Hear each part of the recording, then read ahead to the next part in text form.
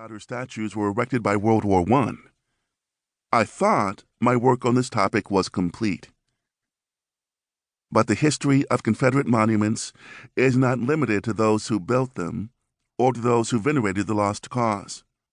Rather, these monuments are part of a longer history that is also mired in racial inequality and modified by Black resistance. And as events since 2015 have made clear, the monuments the Daughters built continue to maintain a tight hold on Southern politics, Southern history, and the Southern landscape where they still stand. Through a broad-based agenda to perpetuate Confederate memory, the Daughters gave inspiration to Southern white men intent on dominating Black Southerners at every step, and by violence, if necessary. 2 generations removed from the Civil War, these women saw their efforts as part of an overall program of vindicating the Confederacy and those who sought to preserve it. Their battle to maintain Confederate culture, by perpetuating pro-Southern history, educating white children, and yes, building monuments, required that the men of their generation be victorious in creating a Southern power structure that their forefathers had failed to achieve. And they were. Those men established a political foundation based on white supremacy, disfranchised Black men, compelled entire Black communities into submission through racial violence, and wielded states' rights like a saber to thwart racial progress, while the federal government turned a blind eye and the Supreme Court upheld segregation.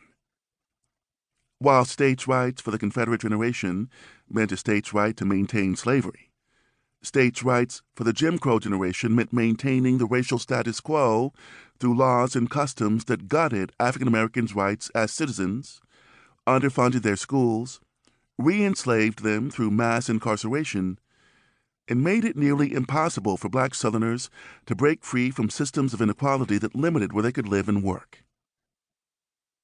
African American efforts toward empowerment during Reconstruction did not fall by the wayside even during these reversals, nor did their explicit resistance against Confederate icons, including monuments. Generations later, it continues. Confederate monuments are not innocuous symbols. Though in the past they were used by white Southerners to teach about a mythological noble heritage, completely stripped of the story of slavery, what they teach is not history. They are weapons in the larger arsenal of white supremacy, artifacts of Jim Crow not unlike the whites-only signs that declared Black Southerners to be second-class citizens. Removing a monument from the public square is no more an act of erasing history than removing these signs from public accommodations.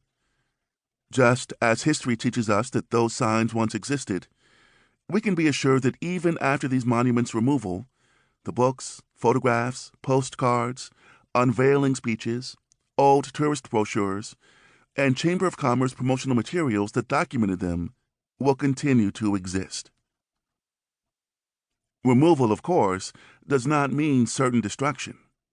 Yes, some statues have been damaged over the course of protests, but most have been removed to storage while cities determine their fate. Some have been moved to cemeteries for Confederate soldiers, and others await a calmer time when they might find a home on a battlefield park. Still others have been returned to the chapters of the UDC whose forebears first funded them. It could be that some Confederate monuments will be placed with museums of art or history where proper context can be provided, although some critics worry that such placement would mean creating shrines to the Confederacy.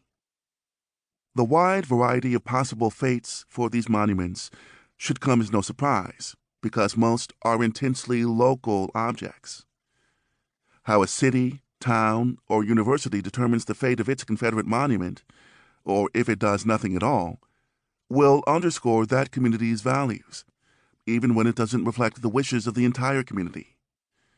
Yet once that decision is made and executed, it is important for these communities to grasp that the story is not over. Removing a monument does not remove the systemic racism